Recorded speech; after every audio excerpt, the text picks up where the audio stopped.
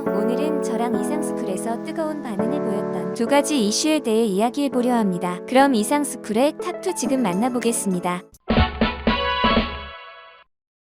미국의 인플레이션 감축법으로 인한 나비 효과가 계속해서 생겨나고 있습니다. 현재 미국의 관계자들은 한국이 반도체 분야에서 비정상적으로 많은 이득을 취하고 있다고 지적하기 시작했는데요. 그런데 한국이 반도체 분야에서 승기를 잡은 것은 오로지 한국의 기업들의 기술력에서 비롯된 결과이지 누가 도와준 결과가 아닙니다. 따라서 미국의 앞선 지적이 이해가 가지 않는 것이죠. 그런데 생각해보면 미국이 한국을 때리기 시작한 것은 사실 요즘부터 보이기 시작했는데요. 매번 한미연합, 한미동맹을 강조하며 한국을 친구라고 하더니 유독 경제 부분에서만 한국의 불리한 국면을 연출시키는 것입니다. 사실 이번 미국 IRA 법안의 최대 피해자라고 볼 수 있는 현대차는 현재 뛰어난 가성비로 미국 국민들에게도 없어서는 안 될 존재인데 미국에서는 배제하는 움직임을 보인 것이죠. 지금까지 미국은 중국을 효과적으로 견제하기 위해 한국에 힘을 줬습니다. 따라서 양국의 교역 수준은 서로 없어서는 안 될 존재가 된 상황입니다. 그리고 한국은 북한을 견제하기에도 상당히 중요한 위치에 있어 미국이 한국을 곤란하게 하는 경우는 지금까지 거의 없었습니다. 하지만 현재 IRA법을 보면 당장 현대자동차는 미국에서의 점유율이 축소될 수밖에 없어 보입니다. 그런데 미국의 인플레이션 감축법이 발표된 시기는 테슬라의 일론 머스크가 현대차를 견제한다는 모습이 나타난 지 얼마 지나지 않아서였습니다. 실제 지난 6월 일론 머스크는 미국의 올해 1분기 전기차 점유율 순위 게시물과 관련해 현대차가 매우 잘하고 있다는 글을 남겼습니다. 당시 순위는 1위 테슬라, 2위 현대, 3위 폭스바겐, 4위 포드 순이었는데요. 물론 점유율을 살펴보면 테슬라가 75%, 현대차가 9%로 상당한 차이가 있지만 일론 머스크는 현대차의 선전을 눈여겨봤던 것입니다. 이에 미국도 현대차를 견제하기 시작한 것으로 보이며 자국 기업들의 이익을 향상시키기 위해 바이든 정부가 IRA 법안을 제시한 것이죠. 물론 미국은 중국 견제를 이유로 들었지만 솔직히 한국, 일본, 유럽 등 동맹국들은 예외로 적용했으면 끝났을 문제입니다.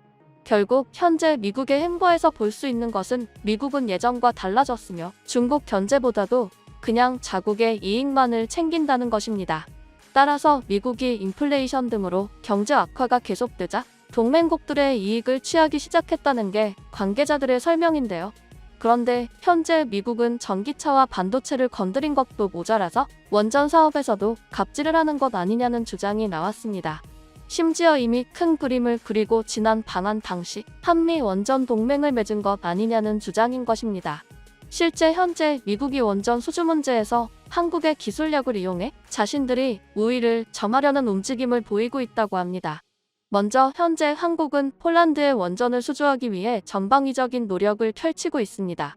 폴란드는 앞서 한국 방산을 대거 수입하며 현재 어느 국가보다 가까운 관계를 유지하고 있는데요.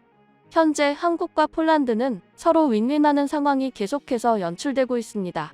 한국은 소위 가성비가 뛰어난 방산을 폴란드에 대규모 공급했는데 이러한 폴란드의 모습을 본 동유럽의 주변국들이 자연스럽게 한국에 러브콜을 보내기 시작했습니다.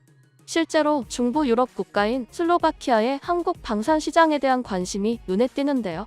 지난 20일 야로슬라프 나드 슬로바키아 국방장관은 SNS에 사절단 30여 명과 함께 한국행 전세기에 오른 사진을 게재하고 한국 방산업체 대표들과 협상하기 위해 한국으로 간다고 밝혔습니다. 특히 나드 장관은 한국의 방산업체인 카이의 대표와 협상을 할 것이라고 밝혀 FA50 도입을 예고했습니다. 이에 관계자들도 계속해서 방산 협력이 순조롭게 이어지자 한국 방산 4강이 단순히 꿈이 아니라고 전했습니다. 불과 몇 년 전까지만 해도 유럽국들은 물론이고 아시아국들조차 한국 방산에는 아무런 관심이 없었습니다. 그런데 우크라이나 사태를 기점으로 안보의 위협에 직면한 유럽국들부터 성능이 떨어지지 않고 납기가 빠르고 확실한 한국 방산으로 눈을 돌린 것입니다.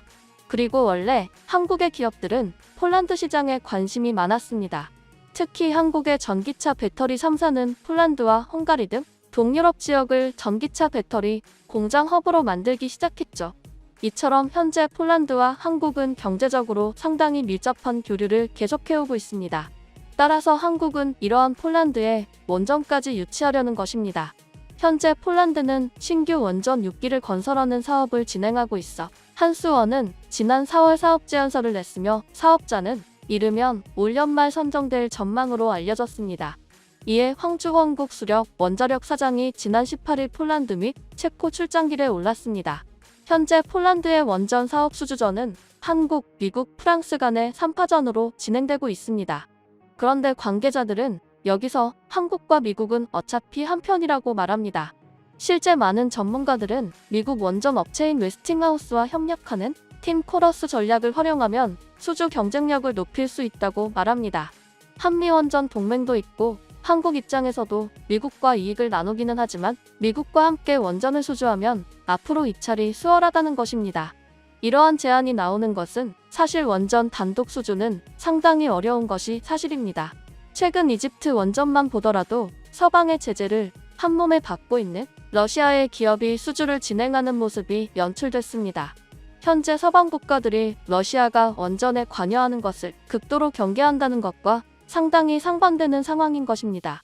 또한 한국은 이집트 원전에서 사실상 러시아의 하청으로의 수주를 진행한 바 있습니다. 이에 여러 관계자들은 한미원전 동맹을 적극 활용한다면 서방의 바람대로 러시아 기업이 아닌 서방 세력이 대부분의 원전 수주를 받는다는 것입니다. 그런데 국내에서는 만약 한국의 단독 수주가 아니라 한미 동맹 수주를 한다면 동등한 입장이 아닌 결국 미국이 우위를 점할 수밖에 없다는 주장이 나옵니다. 만약 이렇게 되면 한국의 세계 최고 수준의 원전 기술력을 미국과 공유만 하고 박수는 미국이 받는 이상한 상황이 나올 수 있습니다. 또한 박수만 미국이 받으면 다행이고 수익적인 면에서도 한국은 극히 일부만 챙길 수 있다는 것이죠. 그래서 앞선 이집트 원전 수주 당시에도 독자 수주가 아니면 크게 의미가 없다고 했지만 현재 국내 원전 시장이 워낙 멀었던지라 사실 이마저도 반겼던 것입니다. 그런데 더욱 심각한 것은 미국은 이미 지난 5월 원전 수주를 통제하기 위해 ACT 2021을 발의했습니다. 이는 바이든 정부가 백악관 내에 직속 부서를 신설하면서까지 발표에 다소 놀라움을 주고 있습니다. 결국 바이든 대통령이 직접 원전을 미국 우선 산업을 통제하겠다는 것입니다. 결국 미국은 전기차, 반도체를 자국 위주로 돌리기 이전부터 원전 산업을 통제하기 시작했던 것이죠. 사실 전 세계의 모든 국가들은 원전을 건설할 때 원전 기술을 보유한 미국의 허가를 받아야 합니다. 그런데 문제는 미국이 갑자기 한미원전 동맹을 강조하며 원전팀 USA를 운운하기 시작합니다. 현재 잠재 원전 수요국인 폴란드, 체코, 사우디와 한국을 모아 중국과 러시아를 배제한다는 명분을 내세우기 시작했습니다. 하지만 팀 USA 전략은 원천 기술을 보유한 미국이 원전 수요국과 동맹국을 일종의 하청국가로 재구조화하려는 전략의 일환으로 봐야 한다는 분석에 힘이 실리는 것이죠. 미국이 이처럼 원전 시장을 장악하려는 것은 자국 웨스팅하우스의 누형인 AP천을 신규 시장에 배치하는 것을 원하는 것으로 알려졌습니다. 그런데 솔직히 한국의 원전 기술은 미국의 하청을 받을 수준이 아닙니다. 사막 한가운데 원전을 지어 세계를 놀라게 할 만큼 한국은 최고 수준의 원전 건설 기술을 보유하고 있습니다. 따라서 한국은 미국과 함께 수주를 하면 얼마나 많은 수주를 받을지는 모르지만 미국에 가려질 수준이 아니기에 난감한 것입니다. 그리고 한국, 미국을 제외한 원전 강국인 프랑스는 미국이 원전에까지 손을 뻗자 자신들의 밥그릇이 없어진다며 반발하고 있습니다. 결국 바이든 정부는 러시아와 중국 견제를 앞세워 동맹국들의 경제 활동을 가로막는 모습이 끊이지 않고 계속되는 것입니다. 현재 미국은 원전 팀 USA를 시작해 폴란드의 안보를 약속하며 해리스 미국 부통령이 폴란드 총리와의 통화로 민간 원자력 발전소 건설 지원을 논의하기도 했습니다. 이를 두고 일각에서는 한국의 밥그릇이 줄어들 수 있어도 우크라이나 사태가 장기화되는 이상 팀 USA에 한국이 포함된 것은 다행이라는 주장도 나오는데요. 한편 미국은 원전, 전기차, 반도체 등 국가 산업 전반에 걸쳐 이익을 극대화하려는 모습을 보이고 있습니다. 이에 미국 내부에서도 미국의 이익을 과도하게 추구하면 결국 동맹국들로부터 부작용이 나타날 것이라고 경고하고 있습니다.